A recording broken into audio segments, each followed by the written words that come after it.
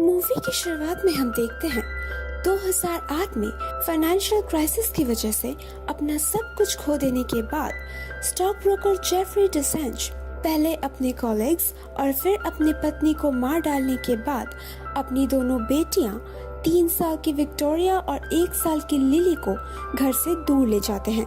एक बर्फीले रास्ते पर तेज ड्राइविंग करने की वजह से जेफरी अपना संतुलन खो देते हैं और उसकी गाड़ी पहाड़ से गिरकर एक जंगल के अंदर जाकर क्रैश हो जाती है। विक्टोरिया के चश्मे टूट जाते हैं मगर वो लोग बच जाते हैं। जेफरी उन्हें जंगल के अंदर एक खाली केबिन में ले जाते हैं और उन्हें मार डालने का सोचते हैं, मगर वो जब विक्टोरिया को शूट करने वाले होते हैं तो एक साया आकर उन्हें मार डालती है। 5 साल बाद एक रेस्क्यू पार्टी जिसे जेफरी के जुड़वा भाई लूकस ने भेजा था, लिली और विक्टोरिया को उस केबिन में ढूंढ लेते हैं। वो जिंदा तो थे मगर इतने साल तक इंसानों के साथ ना रहने की वजह से वो जंगलियों जैसे बर्ताव कर रहे थे। उन दोनों बच्चियों को एक वेलफेयर क्लिनिक में डॉक्टर गैराल्ड ड्रेफस की निगरानी में रखा जाता है।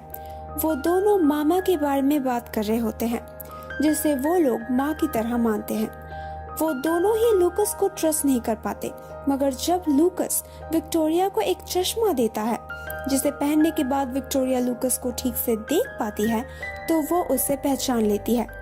डॉक्टर ड्रेफस लूकस और उसकी गर्लफ्रेंड एनाबेल के कस्टडी क्लेम को सपोर्ट करते हैं।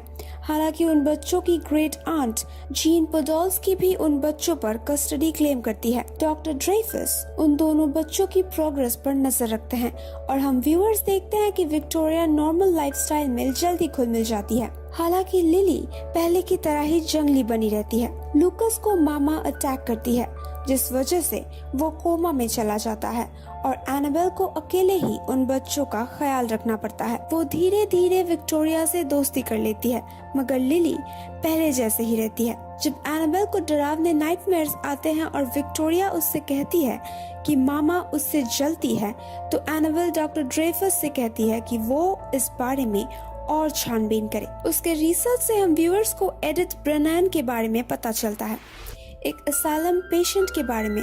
वो एक असाइलम पेशेंट थी 18वीं सदी में जिसकी मौत हो गई थी। उसे गवर्नमेंट वेयरहाउस से एक बॉक्स भी मिलती है जिसमें एक मरे हुए बच्चे के शरीर के कुछ हिस्से भी थे। एनाबेल को एक सपना आता है जिसमें उसे मामा के पास्ट के बारे में पता चलता है। एडिथ ब्रेनन को एक असाइलम में भेज दिया गया था और उससे उसके बच्चे को छीनकर नन्स को दे दिया गया था। वो असाइलम से भागकर निकल जाती है और एक नन को छुरी मारकर अपने बच्चे को लेकर वहां से भाग जाती है। जब लोग उसका पीछा करते हैं तो वो पहाड़ से कूद जाती है मगर नीचे पानी में डूबने से पहले एडिथ और उसका बच्चा पेड़ की एक टहनी से टकराते हैं। एडिथ डूब जाती है मगर उसका बच्चा वहीं रह जाता है। एनाबेल को एहसास होता है कि एडिथ की आत्मा को ये नहीं पता कि उसका बच्चा उसके साथ पानी में नहीं गिरा था और इसीलिए उसकी आत्मा सालों तक जंगलों में भटकती रहती थी और अपने बच्चों को ढूंढती रहती थी जब तक उसे विक्टोरिया और लिली नहीं मिले।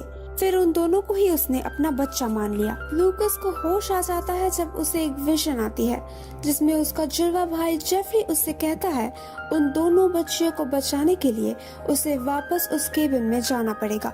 विक्टोरिया एनाबेल को पसंद करने लगती है और मामा के साथ खेलना बंद कर देती है मगर लिली ऐसा नहीं करती। डॉक्टर ड्रेफस उस केबिन में जाते हैं मगर वहाँ मामा उन्हें मार डालती है। इसके बाद एनाबेल मामा के ऊपर डॉक्टर ड्रेफस की केस फाइल्स और एडिथ के बच्चे की लाश को ले लेती है। मामा गुस्से में आ जाती है और एनाबेल और उन बच्चों पर हमला करती है और आंट जीन को मार डालने के बाद उसके शरीर का इस्तेमाल करके वो बच्चों को वहां से ले जाती है।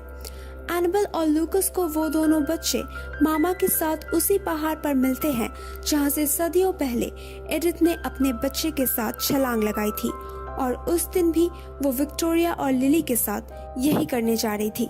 जब एनाबेल मामा को उसके बच्चे की लाश दिखाती है तो वो उसे पहचान जाती है और थोड़ी देर के लिए उसे हम व्यूअर्स इंसानी रूप में देख पाते हैं। हालांकि जब लूकस और एनाबेल बच्चों को सेफली उससे दूर ले जा रहे होते हैं तो लिली चिल्लाकर मामा को पुकारती है जिस वजह से मामा वापस अपने पहले रूप में आ जाती है और उनसे दोनों बच्चों को छीनने की कोशिश करती है। एनाबेल विक्टोरिया को कस के पकड़ लेती है और विक्टोरिया मामा से मिन्नतें करती हैं कि वो उसे जाने दे क्योंकि वो एनाबेल के साथ रहना चाहती है। मामा इस बात को मान लेती है, लेकिन लिली मामा का साथ नहीं छोड़ती और उसे लेकर मामा पहाड़ से छलांग लगाती है। वो दोनों एक दूसरे को गले लगा लेते हैं और जैसे ही उनका शरीर उस पेड़ की टहनी से टकराती है, वो मौत में बदल जाते हैं। एनाबेल और लूकस विक्टोरिया को गले लगा लेते हैं, जो देखती है एक मौत आकर उसके हाथ पर बैठती है, जिससे उसे ये एहसास हो जाता है कि मरने के बाद भी लिली उसके साथ है।